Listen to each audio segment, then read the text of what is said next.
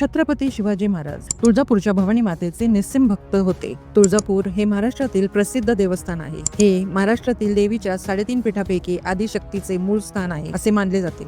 धाराशिव जिल्ह्यात असलेले हे देवालय सोलापूर पासून जवळ आहे. देवीचे मंदिर बालाघाटातील एका डोंगर माथ्यावर असल्याने अगदी जवळ गेल्याखेरीज या मंदिराचा कळस दिसत नाही. महाराष्ट्राची कुलस्वामिनी म्हणून तुळजाभवानी देवी येथे अग्रमान आहे. मंदिराच्या काही भागाची धाटणी हेमाडपंथी आहे. राष्ट्रकूट किंवा यादव काळात हे मंदिर बांधण्यात आले असावे. नंतर पुढे छत्रपती शिवाजी महाराजांनी या मंदिराचा जीर्णोद्धार केला. स्वराज्य संस्थापना करणारे छत्रपती श्री शिवाजी महाराज यांची ही कुलदेवता होय.